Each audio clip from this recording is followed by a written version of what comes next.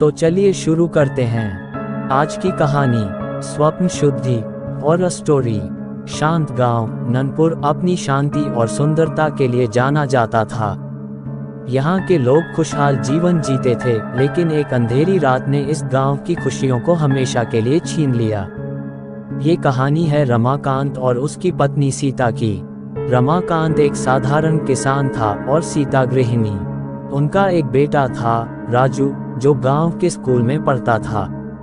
एक रात राजू अचानक चीखते हुए उठा।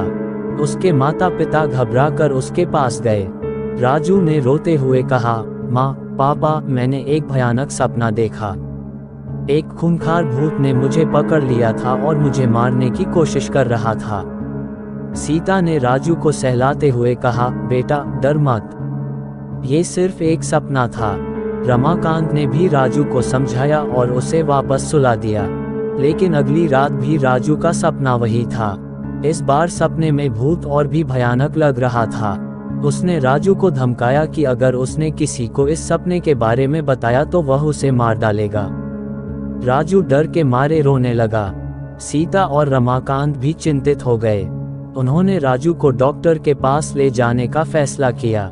डॉक्टर ने राजू की जांच की और कहा कि उसे कोई शारीरिक बीमारी नहीं है, शायद वह किसी सदमे से गुजर रहा है। डॉक्टर के शब्दों से रमाकांत और सीता को थोड़ी राहत मिली, लेकिन राजू का डर कम नहीं हुआ।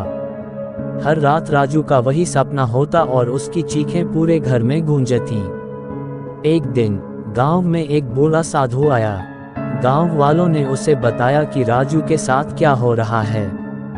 साधु ने राजू को देखा और कहा, इस बच्चे पर किसी भूत का साया है, उसे एक विशेष अनुष्ठान की आवश्यकता है। साधु ने रमाकांत और सीता को अनुष्ठान के लिए आवश्यक सामग्री बताई। रमाकांत ने तुरंत सारी सामग्री इकट्ठी की और साधु के साथ जंगल में एक सुनसान जगह पर गए। वहां साधु ने अनुष्ठान शुरू किया। उसने मंत्रों का जाप किया और हवन किया। धीरे धीरे हवा में एक अजीब सी ऊर्जा छा गई। अचानक एक भयानक चीख सुनाई दी। रमाकांत और सीता डर गए, लेकिन साधु ने उन्हें शांत रहने का इशारा किया। धुएं के बीच से एक काली छाया उभरी। ये वही भूत था जो राजू को सपने में दिखाई देता था। भूत ने साधु पर हमला करने की कोशिश की, लेकिन साधु ने अपने मंत्रों से उसे रोक दिया।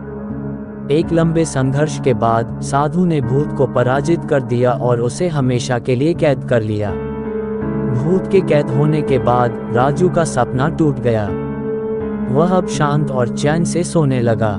रमाकांत, सीता और राजू बहुत खुश थे। उन्होंने साधु का धन्यवाद किया और उन्हें गांव में सम्मान के साथ विदा किया। गांव में एक बार फिर शांति लौट आई, लेकिन रमाकांत, सीता और राजू उस भयानक रात को कभी नहीं भूले। अंत में मिलता हूँ आपको नेक्स्ट वीडियो में किसी नए टॉपिक के साथ। Love you so much Anas की जनता। अगर आप लोगों के पास भी कोई डरावनी हॉरर स्टोरी है तो आप हमें इंस्टाग्राम पर DM करें। अगर आपको वीडियो अच्छी लगी हो तो प्लीज़ वीडियो को लाइक करें और चैनल को भी सब्सक्राइब करके बेल नोटिफिकेशन को ऑल पर प्रेस कर दें। Thanks for your watching.